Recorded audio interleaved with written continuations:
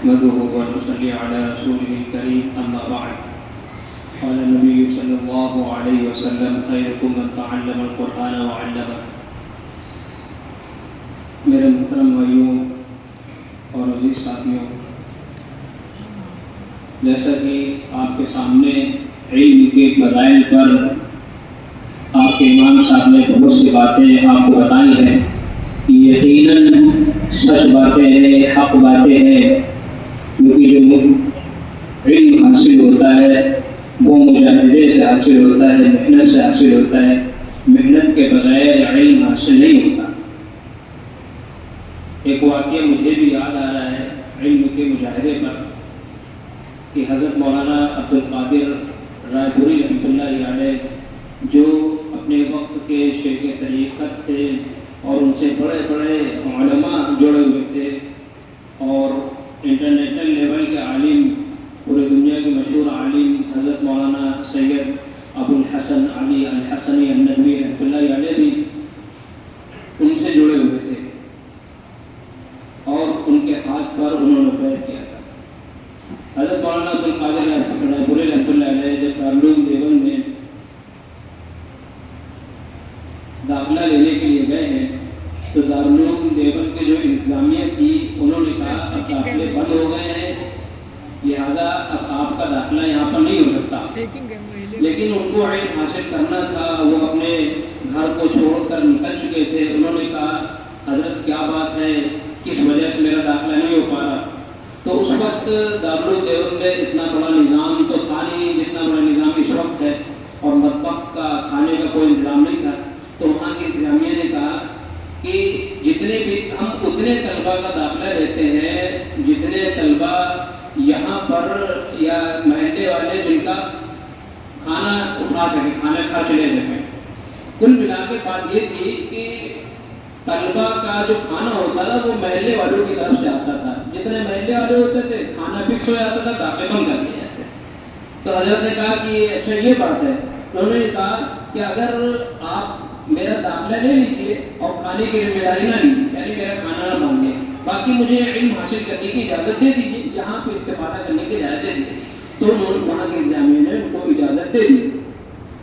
اب پھر ہوتا یہ تھا کہ جب وہ دن بھر علم حاصل کرتے تھے صبح سے لے کے شام تک، اور وہاں پہ ایک بازار تھا، دارالعلوم دیوبند کے قریب بازار تھا، اور بازار میں پھل والے ہوتے تھے، سبزی والے ہوتے تھے، اور جب رات میں مغرب کے بعد یا عشاء کے بعد بازار والے اپنی دکانیں بنا کے چلے جاتے تھے.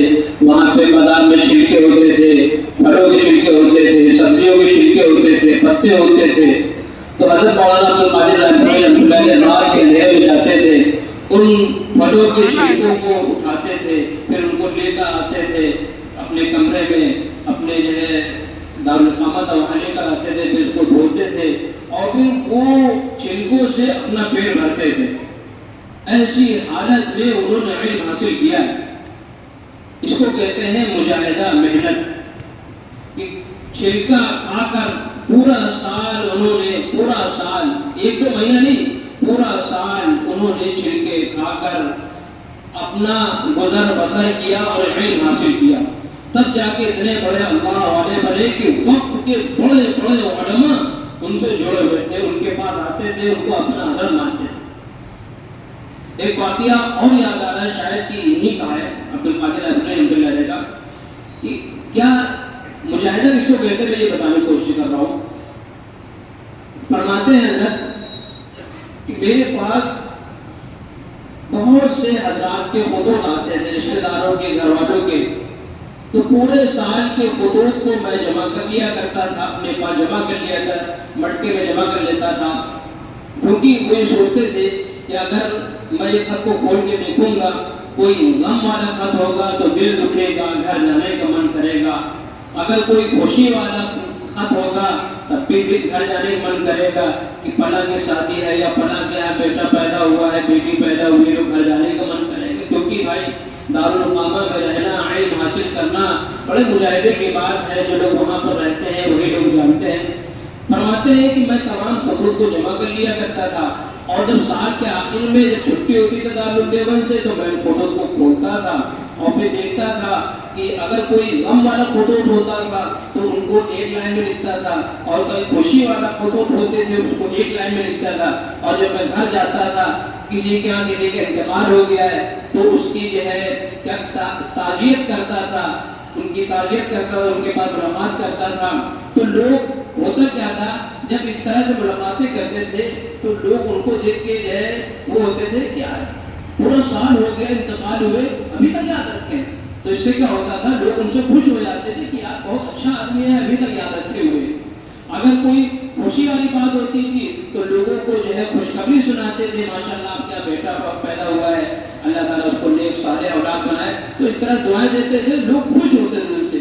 تو اس سے کیا ہوتا تھا کہ ان کے علم حاصل کرنے کا نقصان بھی نہیں ہوتا تھا اور ان کو علم بھی حاصل ہو جاتا تھا اور گھر والوں کی طرف سے، رشتہ داروں کی طرف سے ان کو عزت بھی مل جاتی. میرے بھائی عورتوں بزرگوں، میں یہاں پر دو نصیحت کرنا چاہوں گا دو لوگوں، کیونکہ دو طرح کے طبقے یہاں بیٹھے ہیں تو دو لوگوں کو میں نصیحت کرنا چاہوں گا. ایک جو ہے بچوں کے والد بھی بیٹھے ہیں اور بچے بیٹھے ہیں، میں دونوں کو نصیحت کرنا چاہوں گا. ایک سب سے پہلی بات میرے بھائی عورتوں بزرگوں، اس وقت جو ہے ارتدادی ہوا چل رہی ہے، مرتدین کی ہوا چل رہی ہے، لوگ مرتد ہو رہے ہیں، اسلام سے پھر رہے ہیں، ایمان والے اسلام کو چھوڑ رہے ہیں اور باطل فرقے جگہ جگہ پہ لگے ہوئے ہیں ایمان والوں کے ایمان میں ڈاکہ ڈالنے کے لیے. ایسے حالات میں ہم کو کیا کرنا چاہیے؟ ہم ماں باپ سے کہیں گے، جو والدین ہیں مجھ سے کہیں گے کہ آپ اپنے بچوں کی ایمان کی حفاظت کرنے کے لیے ان کو مدارس میں، مدرسے میں، مکتب میں ضرور داخلہ کرائیے، تاکہ وہ جب وہ مکتب کے ماحول میں رہیں گے، اپنے حافظ صاحب کے پاس بیٹھیں گے، دین کی باتیں سنیں گے تو وہ ان کے دل میں دین کا جذبہ پیدا ہوگا، دین کے لیے کام کرنے کا جذبہ پیدا ہوگا. پھر اس کے سامنے اگر ان بچوں کے سامنے کوئی بھی باطل شخص، کوئی ناحق شخص اس کے سامنے اسلام کی خرابی بتائے گا کہ اسلام ایسا ہے ویسا ہے، ایمان والا ایسا ہوتا، تو وہ بچہ انکار کر دے گا. نہیں ایسا نہیں، ہمارے حافظ صاحب نے یہ پڑھایا تھا ہم کو، ہمارے حافظ صاحب نے کہا تھا کہ اسلام سچا دین ہے، ہمارے حافظ صاحب نے یہ کہا تھا ایمان والا جنت میں جائے گا، جیسے وہ بچی نے بتایا ایمان کے بارے میں. ہمارے حافظ صاحب نے کہا تھا جنت میں صرف ایمان والا جائے گا، جنت میں صرف مسلمان جائے گا. اس طرح سے وہ بچہ یا بچی اس کی بات کو ریجیکٹ کر دیں گی، اسلام سے نہیں پھرے گی، اسلام سے نہیں پھرے گی. یہ والدین کی ذمہ داری ہے کہ اپنے بچوں کو دینی ماحول میں جوڑیں، مکتب کے ماحول میں جوڑیں. اور ماشاءاللہ ہر محلے میں، ہر مسجد میں مکتب چلتے ہیں، ضرور داخلہ کرائیں. اور ایسا نہ ہو کہ صرف جو ہے قرآن پڑھا دیا کافی ہو گیا، قرآن پڑھ لیں، قرآن مکمل ہو جائے، پھر بھی ان کو اعلیٰ سے اعلیٰ تعلیم دلانے کی فکر کریں. مثال طور پر قرآن پڑھ لیا تو اب یہ فکر ہونی چاہیے کہ ان کو صحابہ کی قصے بتایا جائے، صحابہ کے واقعات بتایا جائے کہ صحابہ کی کیا قربانیاں تھیں دین کے لیے. تو یہ اس طرح سے بچوں کو تعلیم دینا چاہیے.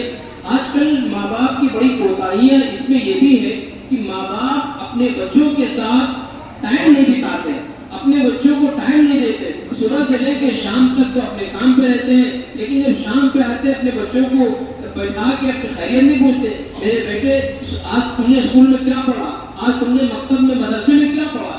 اس طرح سے میرے بھائی دوستوں، ماں باپ کو چاہیے کہ اپنے بچوں کو شام کو بٹھا کے مکتب کے حالات کو، مدرسے کے حالات کو اور ان کے وقت کے بارے میں پوچھیں کہ آج تم نے دن بھر میں کیا وقت گزارا، کس طرح وقت گزارا. یہ تو ایک ماں باپ کے لیے بات ہو گئی. دوسری بات میں بچوں سے کہوں گا، میرے عزیز طالب علموں، علم حاصل کرنے والوں، تم جو علم حاصل کر رہے ہو، قرآن کا علم حاصل کر رہے ہو، اللہ کے نبی صلی اللہ تعالی علیہ وسلم نے ارشاد فرمایا خیرکم من تعلم القرآن وعلمہ، تم میں سب سے بہتر شخص وہ ہے جو قرآن کو سیکھے، جو قرآن کو سیکھے اور سکھائے. میرے بچوں، میرے عزیز طالب علموں، تم ہرگز مایوس مت ہونا کہ تم مدرسے میں پڑھ رہے ہو، مکتب میں پڑھ رہے ہو. یاد رکھنا اللہ کے نبی کی خوشخبری ہے کہ تم سب سے بہترین شخص ہو، تم سب سے بہترین شخص ہو، سب سے بہترین ہو. اسکول میں بھی پڑھنے جانا، وہاں پہ سب سے بہترین شخص اپنے آپ کو تصور کرنا کہ میں تمام اسکول میں سب سے بہتر شخص ہوں، کیونکہ میں قرآن کو پڑھنے والا ہوں، میں قرآن کا علم حاصل کرنے والا ہوں. یہ اللہ کے نبی کی خوشخبری ہے اور اللہ کے نبی کے حدیثوں پہ پورے یقین کے ساتھ عمل کرنا ہے کہ اللہ کے نبی نے یہ فرمایا اور یہ ہے. قرآن کا علم حاصل کرنے والا سب سے بہتر شخص ہے. اس لیے میں آپ لوگوں سے کہوں گا کہ اپنی پڑھائی میں محنت کریں اور جمیں. دو چیزیں ہیں علم میں، محنت اور استقامت. محنت یہ ہے کہ مسلسل ریگولر پڑھائی کی جائے، مدرسے کا مکتب کا ناغہ نہیں کیا جائے. محنت کرنے کا مطلب یہ نہیں کسی پہاڑ کو توڑ دیا جائے. محنت کرنے کا مطلب یہ ہے کہ حافظ صاحب کہہ رہے ہیں کہ ناغہ مت مارو تو مدرسے کا ناغہ مت مارو. وہ بات الگ ہے کہ کوئی بیمار ہو گئے یا کوئی ہے کہیں شادی میں جانا پڑ گیا، کوئی مسئلہ نہیں ہے اس میں.